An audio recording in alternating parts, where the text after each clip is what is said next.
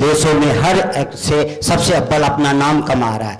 तो अंतर्राष्ट्रीय संस्था ने अपनी रिपोर्ट जारी किया है, जहां कुछ देशों पे रिसर्च किया, अपनी रिपोर्ट में ये कहा है कि भारत भी 10 देशों में, तानाशाही जैसे देश है उनमें सम्मिलित होने जा रहा है। लोकतांत्रिक यहाँ खतरे में होता जा रहा है।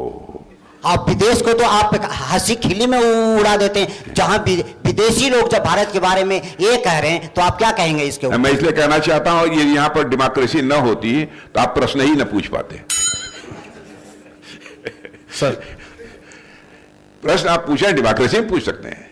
यहां डेमोक्रेसी नहीं है, माने प्रश्न नहीं पूछ सकते।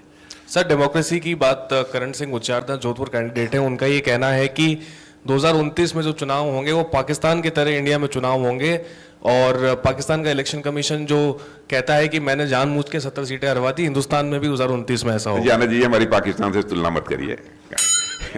कहां चले गए आप? जी,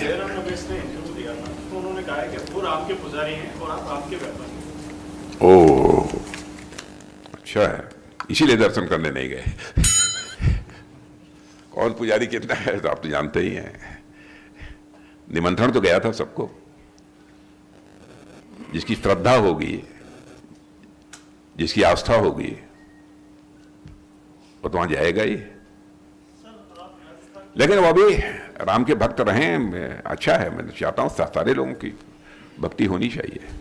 सर, आप राजस्थान के दौरे पे हैं। अशोक गहलोत लगातार भाषण और अपनी सभाओं में कह रहे हैं कि जिन कंपनियों ने भाजपा को दान दिया था, तो दान दो और धंधा करो, लगातार उनका ये कहना है। और उन्होंने अभी कल परसों की सभा में ये भी ऐलान किया और जनता से ये भी आह्वान किया कि देश के हालात गंभीर होते जा रहे हैं। क्या कहें इस पर?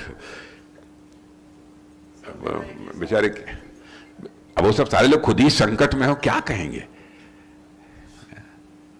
और एक प्रश्न पहले क्या पूछा था आपने?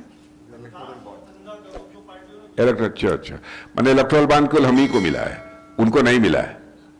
इलेक्ट्रल बॉन्ड उनको भी मिला है, हमको भी मिला है।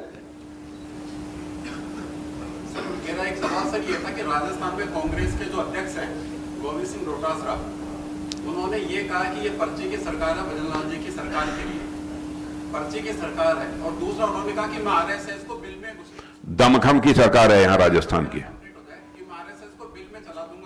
कायम चला दूंगा, बिल में घुसेड़ दूंगा, उनका जो कहना। अरे राम राम, मैं ये कहना चाह रहा था सर, इसी सरकार ने, बीजेपी की भजनलाल सरकार ने, बड़ा सटीक उत्तर है लेकिन दूंगा नहीं। तो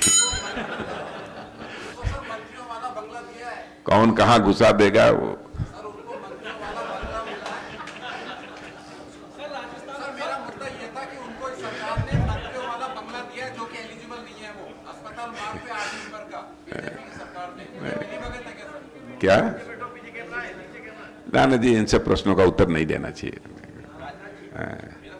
बताइए कहाँ हमको घुसा देंगे बिल में?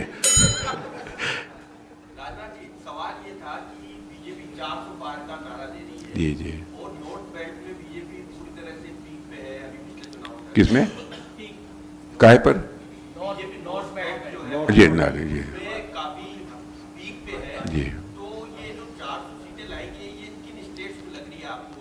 साउथ में या नॉर्थ ईस्ट में, कहाँ लग रहा है? सभी जगह हमारी सीटें बढ़ेंगी। वैसे लगभग नॉर्थ ईस्ट में भी तो सैचुरेशन की ही स्थिति में हम लोग रहे हैं, एक आध 2-3 सीटों को छोड़ दिया जाए तो। और साउथ तो है ही।